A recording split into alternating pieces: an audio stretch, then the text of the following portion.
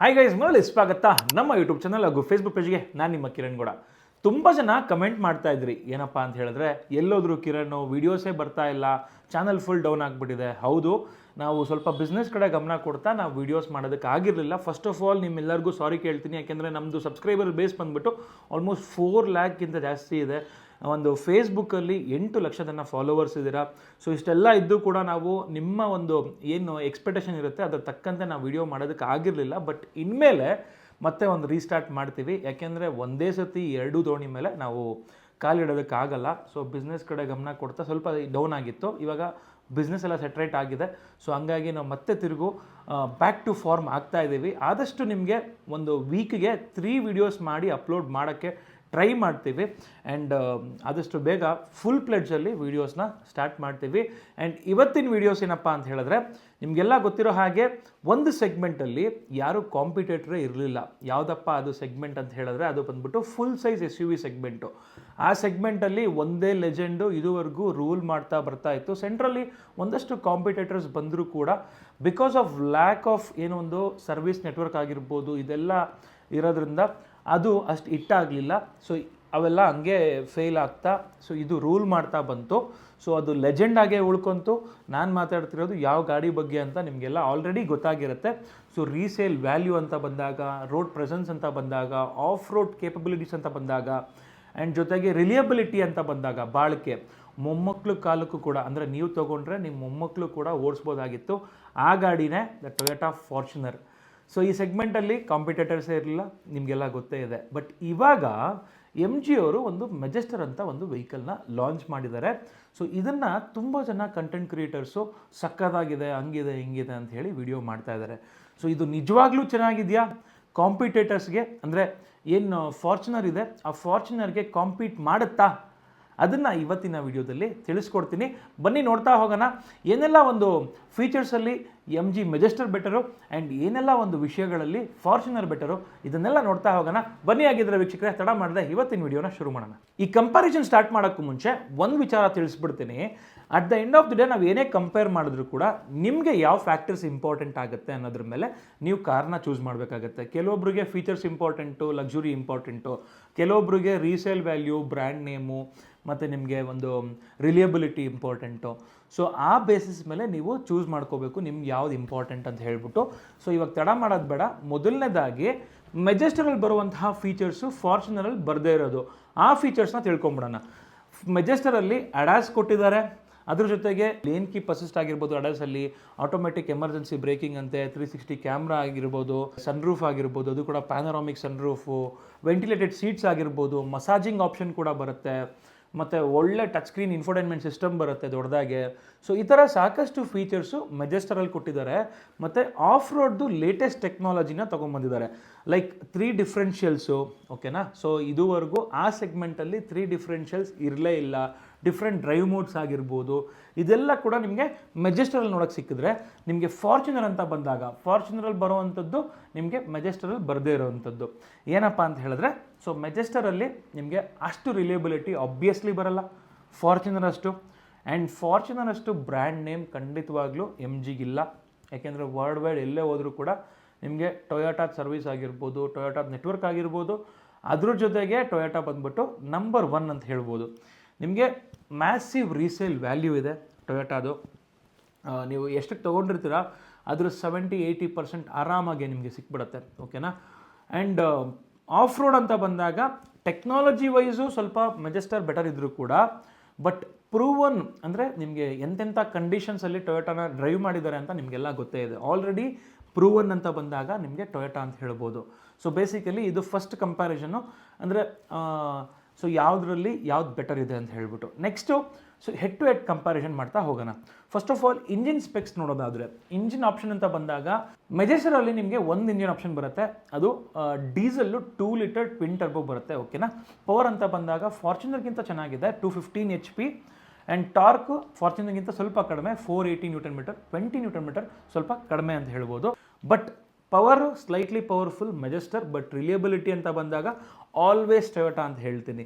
So ನಿಮಗೆ power ಬೇಕಾ ಅಥವಾ ರಿಲೇಬಿಲಿಟಿ ಬೇಕಾ. ಸೊ ಎರಡನ್ನ ನೀವು ಕಂಪೇರ್ ಮಾಡ್ಕೋಬೋದು, ಆಲ್ಮೋಸ್ಟ್ ಈಕ್ವಲೆಂಟ್ ಪವರು. ಸೊ ಇದರಲ್ಲಿ ನಾನು ಎರಡರಲ್ಲಿ ಯಾವುದು ಬೆಸ್ಟು ಅಂತ ಹೇಳಕ್ಕೆ ಬರಲ್ಲ, ನೀವು ಸೆಲೆಕ್ಟ್ ಮಾಡ್ಕೋಬೇಕು. ನೆಕ್ಸ್ಟು ಮೈಲೇಜ್ ಅಂತ ಬಂದಾಗ ಕ್ಲೈಮ್ ಮೈಲೇಜ್ನ ಆಲ್ರೆಡಿ ನಿಮಗೆ ಫಾರ್ಚುನರ್ ಸುಮಾರು ವರ್ಷದಿಂದ ಇರೋದ್ರಿಂದ ಗೊತ್ತಿದೆ ನಮಗೆಲ್ಲ. ಸೊ ಒಂದು 10 ಮೇಲಂತೂ ಬರುತ್ತೆ. ಸಿಟೀಲಿ ಒಂದು 8ರಿಂದ 10 ಡಿಪೆಂಡ್ಸ್ ಆನ್ ಡ್ರೈವಿಂಗು. ಹೈವೇಲಿ ಒಂದು 12 ಕಿಲೋಮೀಟ್ರ್ ಬರ್ಬೋದು. ಅದೇ ಗ್ಲಾಸ್ಟರಲ್ಲಿ ನೋಡ್ತೀರಾ ಅಂತ ಹೇಳಿದ್ರೆ ಸ್ವಲ್ಪ ಕಡಿಮೆನೇ, ಯಾಕೆಂದರೆ ಮುಂಚೆ ನಾವು ಮೆಜೆಸ್ಟರಲ್ಲಿ ನೋಡ್ತೀರಾ ಅಂತ ಹೇಳಿದ್ರೆ ಸ್ವಲ್ಪ ಕಡಿಮೆನೇ, ಯಾಕೆಂದರೆ ಮುಂಚೆ ನಾವು ಗ್ಲಾಸ್ಟರ್ನ ನೋಡಿದ್ದೀವಿ. ಸೊ ಗ್ಲಾಸ್ಟರ್ದು ಸೇಮ್ ಇಂಜಿನ್ನ ಇದರಲ್ಲಿ ಯೂಸ್ ಮಾಡಿರೋದ್ರಿಂದ ಆಫ್ಕೋರ್ಸ್ ಕಡಿಮೆನೇ. ಸೊ ನಾನು ಪರ್ಸ್ನಲಾಗಿ ಯೂಸ್ ಮಾಡಿದ್ದೀನಿ, ಒಂದು 7ರಿಂದ 8 ಕಿಲೋಮೀಟ್ರ್ ಬಂದರೆ ಹೆಚ್ಚು ಅಂತ ಹೇಳ್ಬೋದು. ಮೈಲೇಜ್ ನಿಮಗೆ ಟೊಯೋಟಾ ಫಾರ್ಚುನರಲ್ಲೇ ಬೆಟರು. ಇನ್ನು ನಿಮಗೆ ಫೀಚರ್ಸ್ ಅಂತ ಬಂದಾಗ ಫೀಚರ್ಸ್ ಆಫ್ಕೋರ್ಸ್ ನಿಮಗೆ MG ಮೆಜೆಸ್ಟರ್ ಇಲ್ಲಿದ್ದರೆ ಫಾರ್ಚುನರ್ ಇಲ್ಲಿದೆ ಅಂತ ಹೇಳ್ಬೋದು. ತುಂಬ ಗ್ಯಾಪ್ ಇದೆ. ಫೀಚರ್ಸ್ ಅಂತ ಬಂದಾಗ ಏನೇನು ಡಿಫ್ರೆನ್ಸ್ ಬರುತ್ತೆ, ಮೆಜೆಸ್ಟರಲ್ಲಿ ಲಾರ್ಜ್ ಟಚ್ ಸ್ಕ್ರೀನ್ ಬರುತ್ತೆ, ಮತ್ತು ಡಿಜಿಟಲ್ ಡಿಸ್ಪ್ಲೇಸ್ ಬರುತ್ತೆ, ಅಡಾಸ್ ಸೇಫ್ಟಿ ಬರುತ್ತೆ, ಪ್ಯಾನೋರಾಮಿಕ್ ಸನ್ರೂಫ್ ಬರುತ್ತೆ. ಸೊ ನಿಮಗೆ ಫಾರ್ಚುನರಲ್ಲಿ ಅಂಥ ಏನು ಮೇಜರ್ ಫೀಚರ್ಸ್ ಅಂತ ಬರಲ್ಲ. ಸನ್ರೂಫ್ ಅಂತೂ ನಿಮ್ಗೆ ಇದುವರೆಗೂ ಕೊಟ್ಟೇ ಇಲ್ಲ, ನೆಕ್ಸ್ಟ್ ಯಾವಾಗ ಕೊಡ್ತಾರೋ ಗೊತ್ತಿಲ್ಲ. ಬಟ್ ಅದನ್ನು ಬಿಟ್ಟು ನಿಮಗೆ ಫಾರ್ಚುನರಲ್ಲಿ ಬೇಸಿಕ್ ಇದರಲ್ಲೂ ಕೂಡ ಎಲೆಕ್ಟ್ರಿಕ್ ಬರುತ್ತೆ, 8 ವೇ ಅಡ್ಜಸ್ಟಬಲ್ ಬರುತ್ತೆ.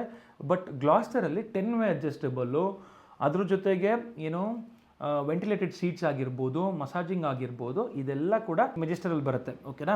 ಬಟ್ ಫಾರ್ಚುನರಲ್ಲಿ ಇದು ಯಾವುದು ಕೂಡ ನಿಮಗೆ ಮೇಜರ್ ಆಗಿ ಬರಲ್ಲ. ಆ್ಯಂಡ್ ಲುಕ್ಸ್ ವೈಸ್ ನೋಡ್ತೀರಾ ಅಂತ ಹೇಳಿದ್ರೆ ಲುಕ್ಸ್ ಬಂದ್ಬಿಟ್ಟು ಇಟ್ ಇಸ್ ನಿಮ್ಮ ಒಂದು ಅಂದರೆ ಇದೆಲ್ಲ ಇಂಡಿವಿಜುವಲ್ಸ್ ಒಪಿನಿಯನ್ ಅಂತ ಹೇಳ್ಬೋದು ಲುಕ್ಸು. ನನಗೆ ಇವಾಗಲೂ ಫಾರ್ಚುನರ್ ಸಖತ್ ಇಷ್ಟ ಆಗುತ್ತೆ.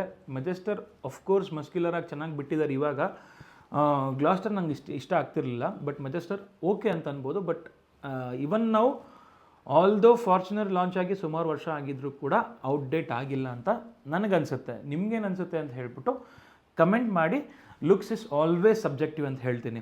ಫಾರ್ಚುನರ್ ಬಂದ್ಬಿಟ್ಟು aggressive, muscular and classic SUV design ಇದೆ. ಮೆಜೆಸ್ಟರು ದೊಡ್ಡದಾಗಿ ಕಾಣುತ್ತೆ, ಪ್ರೀಮಿಯಂ ಸ್ಟೈಲಿಂಗ್ ಇದೆ, ಆ್ಯಂಡ್ ಸ್ವಲ್ಪ ಮಾಡ್ರನ್ನಾಗಿ ಕಾಣಿಸುತ್ತೆ.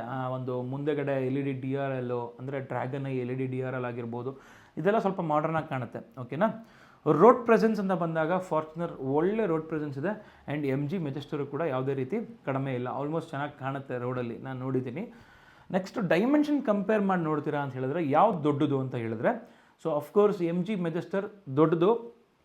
ಸೊ ಮೆಜೆಸ್ಟರ್ದು 5046 mm ಲೆಂತು, ಅಂದರೆ 5 ಮೀಟರ್ ಲೆಂತ್ ಬರುತ್ತೆ. ಸೊ ಫಾರ್ಚುನರ್ದು 4795 mm. ಸೊ ನಿಮಗೆ ಲೆಂತ್ ಆಗಿರ್ಬೋದು, ವಿಡ್ತ್ ಆಗಿರ್ಬೋದು, ಹೈಟ್ ಆಗಿರ್ಬೋದು, ಎಲ್ಲದರಲ್ಲೂ ಮೆಜೆಸ್ಟರ್ ದೊಡ್ಡದು ಅಂತ ಹೇಳ್ತೀನಿ. ಆ್ಯಂಡ್ ಗ್ರೌಂಡ್ ಕ್ಲಿಯರೆನ್ಸು ಕೂಡ ಸ್ವಲ್ಪ ಜಾಸ್ತಿ ಕೊಟ್ಟಿದ್ದಾರೆ, ಆ್ಯಂಡ್ ಜೊತೆಗೆ ವೀಲ್ ಬೇಸು ಕೂಡ ಜಾಸ್ತಿ ಬರುತ್ತೆ. ಸೊ ಒಂಥರ ಅಗ್ರೆಸಿವ್ ಆಗಿ ಬಂದಿದ್ದಾರೆ ಅಂತ ಹೇಳ್ಬೋದು ಕಾಂಪೀಟ್ ಮಾಡೋದಕ್ಕೆ ಫಾರ್ಚುನರ್ ಜೊತೆಗೆ. ಸೊ ಆಲ್ರೆಡಿ ಫಿಗರ್ಸ್ ಗೊತ್ತಿತ್ತು ಇವರಿಗೆ ಫಾರ್ಚುನರ್ ಇಷ್ಟಿದೆ ಅಂತ ಹೇಳ್ಬಿಟ್ಟು, ಅದಕ್ಕಿಂತ ಜಾಸ್ತಿನೇ ಕೊಟ್ಟಿದ್ದಾರೆ. ಸೊ ನೆಕ್ಸ್ಟ್ ಫಾರ್ಚುನರ್ ಯಾವ ಥರ ಬರ್ತಾರೆ ಅಂತ ಹೇಳ್ಬಿಟ್ಟು ಕಾದು ನೋಡಬೇಕು. ಐ ಥಿಂಕ್ ಐಲೆಕ್ಸ್ದೇನು ನೋಡಿದಿರಲ್ಲ, ರೀಸೆಂಟಾಗೆ ಒಂದು ಲಾಂಚ್ ಆಯಿತು. ಸೊ ಅದೇ ಥರ ಫಾರ್ಚುನರ್ ಲಾಂಚ್ ಆಗ್ಬೋದು ಅಂತ ಒಂದು ಏನ್ಸ್ ಇದೆ. ಓಕೆನಾ. ಕಂಫರ್ಟ್ ಅಂತ ಬಂದಾಗ ಸೊ ಎರಡೂ ಗಾಡಿ ಕೂಡ ಈಕ್ವಲಿ ಕಂಫರ್ಟಬಲ್ ಅಂತ ಹೇಳ್ತೀನಿ. ಬಟ್ ಸ್ಲೈಟ್ಲಿ ಒನ್ ಪಾಯಿಂಟ್ನ ನಾನು ಮೆಜೆಸ್ಟರ್ಗೆ ಕೊಡ್ಬೋದು. ಯಾಕೆ ಅಂತ ಹೇಳಿದ್ರೆ ಫೀಚರ್ಸ್ ಹಂಗೆ ಕೊಟ್ಟಿದ್ದಾರೆ, ಸೊ ಅದೆಲ್ಲ ಒಂದು ಲಕ್ಸುರಿ ಕನ್ವೀನಿಯನ್ಸ್ ಅಂತ ಹೇಳ್ಬೋದು. ಸೊ ಹಾಗಾಗಿ ಒಂದು ಮೆಜೆಸ್ಟರ್ ಅಂತ ಹೇಳ್ಬೋದು. ಸಸ್ಪೆನ್ಷನ್ ವೈಸು ಕೂಡ ಮೆಜೆಸ್ಟರ್ ಸಸ್ಪೆನ್ಷನ್ ಬಂದ್ಬಿಟ್ಟು ಸ್ವಲ್ಪ ಬೆಟರ್ ಇದೆ. ಆ್ಯಂಡ್ ನೀವು ಸ್ಟೇರಿಂಗ್ ಅಂತ ನೋಡ್ತಿರಲ್ಲ, ಸೊ ಸ್ಟೇರಿಂಗು ಒಂದ್ಸಲಿ ಸುಮ್ಮನೆ ಎರಡೂ ಗಾಡಿ ನಿಮ್ಗೆ ಅಕಸ್ಮಾತ್ ನಿಯರ್ ಬೈ ಶೋರೂಮ್ ಇತ್ತು ಅಂತ ಹೇಳಿದ್ರೆ ಎರಡೂ ಗಾಡಿದು ತಿರುಗಿಸಿ ನೋಡಿ. ಫಾರ್ಚುನರ್ ಸ್ವಲ್ಪ ಹಾರ್ಡ್ ಕೋರು, ಇದು ತುಂಬ ಸಾಫ್ಟ್ ಇದೆ. ಓಕೆನಾ. ಕೆಲವೊಬ್ರಿಗೆ ಹಾರ್ಡ್ ಕೋರೇ ಇಷ್ಟ ಆಗುತ್ತೆ, ಕೆಲವೊಬ್ರಿಗೆ ಸಾಫ್ಟ್ ಇಷ್ಟ ಆಗುತ್ತೆ. ಸೊ ನಿಮ್ಗೆ ಯಾವ್ದು ಇಷ್ಟ ಆಗುತ್ತೆ ನಿಮಗೆ ಡಿಪೆಂಡೆಂಟ್ ಅದು. ಇನ್ನು ರೇರ್ ಸೀಟಲ್ಲೂ ಕೂಡ ಸ್ಪೇಸ್ ಅಂತ ಬಂದಾಗ Majestor will win. And third row's comfort ಕೂಡ ಆಬ್ವಿಯಸ್ಲಿ ಸ್ವಲ್ಪ ದೊಡ್ಡದಾಗಿರೋದ್ರಿಂದ ಮೆಜೆಸ್ಟರ್ ವಿಲ್ ವಿನ್ ಅಂತ ಹೇಳ್ತೀನಿ. ಸೊ AC ಕಂಫರ್ಟು, ಅಂದರೆ ಕ್ಯಾಬಿನ್ದು ಏರಿನೆಸ್ ಆಗಿರ್ಬೋದು, ಎಲ್ಲದರಲ್ಲೂ ಮೆಜೆಸ್ಟರ್ ಬೆಟರ್ ಇದೆ. ಓಕೆನಾ. ಆಬ್ವಿಯಸ್ಲಿ ಕಂಫರ್ಟ್ ವಿಷಯದಲ್ಲಿ ಮೆಜೆಸ್ಟರ್ ವಿನ್ ಆಗುತ್ತೆ. ಇನ್ನು ಬೂಟ್ ಸ್ಪೇಸ್ ಅಂತ ಬಂದಾಗ ಕೂಡ ಥರ್ಡ್ ರೋ ಅಪ್ ಆಗಿದ್ದಾಗ ಹೇಳ್ತಿರೋದು. So Majestor will win. ಓಕೆನಾ. ಸೇಫ್ಟಿ ಅಂತ ಬಂದಾಗ ಸೇಫ್ಟಿಲಿ ಒಂಥರ ನಾವು ಫೀಚರ್ಸ್ ಅಂತ ಕಂಪೇರ್ ಮಾಡಿದ್ರೆ ಮೆಜೆಸ್ಟರ್ ಅಂತ ಹೇಳ್ಬೋದು. ಬಟ್ ನಮಗೆ ಮುಂಚೆಯಿಂದನೂ ಗೊತ್ತು ಒಂಥರ ಬುಲೆಟ್ ಪ್ರೂಫ್ ರಿಲೇಬಿಲಿಟಿ ಅಂತ ಹೇಳ್ಬಿಟ್ಟು ಫಾರ್ಚುನರ್ದು. ಸೊ ಇದನ್ನು ನಾವು ಕಂಪೇರ್ ಮಾಡೋದಕ್ಕೆ ಆಗಲ್ಲ. ಸೊ ಆಬ್ವಿಯಸ್ಲಿ ಎರಡೂ ಕೂಡ ಓಕೆ ಅಂತ ಹೇಳ್ತೀನಿ. ಆಫ್ ರೋಡ್ ಕಂಪ್ಯಾರಿಸನ್ನು, ಸೊ ಇದು ಆ್ಯಕ್ಚುಲಿ ರಿಯಲ್ ಕ್ವಶನ್ನು. ಯಾಕೆ ಅಂತ ಹೇಳಿದ್ರೆ ಈ ಸೆಗ್ಮೆಂಟ್ ಅಂತ ಬಂದಾಗ ಈ ಸೆಗ್ಮೆಂಟಲ್ಲಿ ಒಂದು ಆ್ಯಡೆಡ್ ಅಡ್ವಾಂಟೇಜೇ ಆಫ್ ರೋಡು ತೊಗೊಂಡ್ರೆ ಒಂದು ಆಫ್ ರೋಡು ಹೋಗ್ಬೋದು, ಜೊತೆಗೆ ಒಂದು ಸ್ಟೇಟಸ್ ಸಿಂಬಲ್ ಥರನೂ ಇಟ್ಕೋಬೋದು ಅಂತ ಹೇಳ್ಬಿಟ್ಟು. ಸೊ ಮೆಜೆಸ್ಟರು ಇವಾಗ ಆ್ಯಕ್ಚುಲಿ ಸ್ವಲ್ಪ ಇಂಪ್ರೂವ್ ಆಗಿದೆ. ಮುಂಚೆ ಏನು ನೋಡ್ತಿದ್ರಿ ನೀವು ಗ್ಲಾಸ್ಟರು ಆಫ್ ರೋಡ್ ಮಾಡ್ಬೇಕಾದ್ರೆ ಸ್ವಲ್ಪ ನಾನು ಸಣ್ಣ ಪುಟ್ಟ ಇಶ್ಯೂಸ್ ಆಗೋದೆಲ್ಲ ನೋಡಿದ್ದೀನಿ. ಬಟ್ ಇವಾಗ ನಿಜವಾಗ್ಲೂ ಸುಮಾರು ಗಾಡಿಗಳು ಅಲ್ಲಿ ಆಫ್ ರೋಡು ಟ್ರ್ಯಾಕ್ ಮಾಡೋದಕ್ಕೆ ಅಂತ ಇಟ್ಟಿದ್ರು, ಎಲ್ಲ ಕೂಡ ಚೆನ್ನಾಗಿ ಪರ್ಫಾರ್ಮ್ ಮಾಡ್ತು, ಓಕೆನಾ. ಬಟ್ ಟೊಯೋಟಾದಲ್ಲಿ already proven legendary 4x4 system ಇದೆ. ಆ್ಯಂಡ್ ಏನೇ ಪ್ರಾಬ್ಲಮ್ ಆದರೂ ಕೂಡ ಅದನ್ನು ಎಲ್ಲಿ ಬೇಕಾದರೂ ರೆಡಿ ಮಾಡಿಸ್ಬೋದು, ಇದಂತೂ ನಿಮಗೆ ಗ್ಯಾರಂಟಿ. ಅದೇ ಮೆಜೆಸ್ಟರು ಇಟ್ಟಾಯಿತು ಅಂತ ಹೇಳಿದ್ರೆ, ಅಂದರೆ ಗಾಡಿ ಬಂದು ಮಾರ್ಕೆಟಲ್ಲಿ ಇನ್ನೂ ಸೇಲ್ ಸ್ಟಾರ್ಟ್ ಆಗಿಲ್ಲ, ಸೇಲ್ ಸ್ಟಾರ್ಟ್ ಆಗಿ ಇಟ್ಟಾಯಿತು ಅಂತ ಹೇಳಿದ್ರೆ ಸರ್ವಿಸು ನಿಮಗೆ ಆರಾಮಾಗಿ ಸಿಗ್ಬೋದು. ಮೆಜೆಸ್ಟರ್ MG ಶೋರೂಮು ಕೂಡ ಆಲ್ಮೋಸ್ಟ್ ಎಲ್ಲ ಕಡೆ ಆಲ್ರೆಡಿ ಆಗಿದೆ, ನಿಮಗೆಲ್ಲ ಗೊತ್ತೇ ಇದೆ. ಸೊ ಸ್ಟಿಲ್ ನಾನು ಆಫ್ ರೋಡ್ ಅಂತ ಬಂದಾಗ ಫಾರ್ಚುನರ್ನ ಮೇಲ್ ನೋಡ್ತೀನಿ. So Fortuner is still better. Of course ನಿಮಗೆ ಫೀಚರ್ಸ್ ಅಂತ ಬಂದಾಗ, ಆಫ್ ರೋಡ್ ಟೆಕ್ನಾಲಜಿ ಅಂತ ಬಂದಾಗ ಮೆಜೆಸ್ಟರ್ ಮುಂದೆ ಇದ್ದರೂ ಕೂಡ ನಾನು ಎರಡರಲ್ಲೂ ಆಫ್ ರೋಡ್ ಮಾಡಿದ್ದೀನಿ, ಬಟ್ ನನಗೆ ಫಾರ್ಚುನರ್ ಬೆಟರ್ ಅಂತ ಅನಿಸುತ್ತೆ, ಓಕೆನಾ. ರಿಲಿಯಬಿಲಿಟಿ ಇಲ್ಲಿ ಕ್ವಶನ್ನೇ ಬೇಡ. ಸೊ ರಿಲಿಯಬಿಲಿಟಿ ಅಂತ ಬಂದಾಗ Toyota Fortuner will obviously win, ನಿಮಗೆಲ್ಲ ಗೊತ್ತೇ ಇದೆ. ಸೊ ಫೈನಲ್ ಆಗಿ ಒಂದು ಸಮ್ಮರಿ ಹೇಳೋದಾದರೆ ಎರಡರಲ್ಲಿ ಯಾವ್ದು ಬೆಟರು, ನಾನು ಯಾವ್ದು ತೊಗೋಬೋದು ಅಂತ. ನಿಮಗೇನಾದರೂ ಒಂದು ಲಕ್ಸುರಿ ಫೀಲ್ ಬೇಕು, ಒಂದು ಮಾಡ್ರನ್ ಕಾರ್ ಬೇಕು, ನನಗೆ ಒಂದು ನಾನು ಇನ್ವೆಸ್ಟ್ ಮಾಡ್ತೀನಿ, ತಿರುಗು ಮತ್ತು ನನ್ನ ಮೈಂಡ್ ಚೇಂಜ್ ಆಗ್ತಾ ಇರುತ್ತೆ, ನನಗೆ ಕಾರ್ ನಾನು ಚೇಂಜ್ ಮಾಡ್ತಾ ಇರ್ತೀನಿ, ನನಗೆ ಇವಾಗ ಇಂಪಾರ್ಟೆಂಟು, ನನಗೆ ಫೀಚರ್ಸ್ ಇಂಪಾರ್ಟೆಂಟು, ಇವಾಗಿನ ನನ್ನ ಲಕ್ಸುರಿ ನೋಡಬೇಕು ಅಂತ ಹೇಳಿದ್ರೆ ಮೆಜೆಸ್ಟರ್ಗೆ ಹೋಗ್ಬೋದು. ನಿಮಗೆ ಒಂದು ಸ್ವಲ್ಪ ಫೀಚರ್ಸ್ ಕಡಿಮೆ ಇದ್ದರೂ ಪರವಾಗಿಲ್ಲ, ನನ್ನ ಲಾಂಗ್ ಡ್ಯೂರೇಷನ್ ರಿಲಿಯಬಿಲಿಟಿ ಬೇಕು, ನಾನು ಅಷ್ಟು ಇನ್ವೆಸ್ಟ್ ಮಾಡ್ತಾ ಇದ್ದೀನಿ, ಪದೇ ಪದೇ ನನ್ನ ಕಾರ್ ಚೇಂಜ್ ಮಾಡಲ್ಲ ಅಂತ ಹೇಳಿದ್ರೆ ಫಾರ್ಚುನರ್ಗೆ ಹೋಗೋದು ಬೆಟರ್. ಯಾಕೆ ಅಂತ ಹೇಳಿದ್ರೆ ಫಾರ್ಚುನರಲ್ಲಿ ನಿಮಗೆ ಒಳ್ಳೆ ರಿಲಿಯಬಿಲಿಟಿ ಇದೆ, ಒಳ್ಳೆ ಸರ್ವಿಸ್ ನೆಟ್ವರ್ಕ್ ಇರುವಂಥದ್ದು. ಸೊ ಬಟ್ ಮೆಜೆಸ್ಟರ್ ಅಂತೂ ಇತ್ತೀಚೆಗೇನು ಅಂದರೆ ಲಾಂಚ್ ಆಯಿತು, ಅದರಲ್ಲಿ ಒಂದು ವ್ಯಾರಂಟಿ ಕೊಟ್ಟಿರೋದಾಗಲಿ ಇದೆಲ್ಲ ಸಕ್ಕತ್ತಾಗಿ ಕೊಟ್ಬಿಟ್ಟಿದ್ದಾರೆ. ಸೊ ಹಾಗಾಗಿ ಒಂದು ಒಳ್ಳೆ ಕಾರ್ ಅಂತಲೇ ಹೇಳ್ಬೋದು. ಸೊ ನೀವು ಒಂದ್ಸಲಿ ಹೋಗಿ ಟೆಸ್ಟ್ ಡ್ರೈವ್ ಮಾಡಿ, ನಿಮ್ಗೆ ಎರಡರಲ್ಲಿ ಯಾವ್ದು ಇಷ್ಟ ಆಗುತ್ತೆ ಅದನ್ನು ತೊಗೊಳ್ಳಿ ಅಂತ ಹೇಳ್ತಾ, ಈ ವಿಡಿಯೋ ನಿಮಗೆಲ್ಲ ಇಷ್ಟ ಆಗಿದೆ ಅಂತ ಭಾವಿಸ್ತಾ ಈ ವಿಡಿಯೋನ ಇಲ್ಲಿಗೆ ಎಂಡ್ ಮಾಡ್ತಿದ್ದೀನಿ.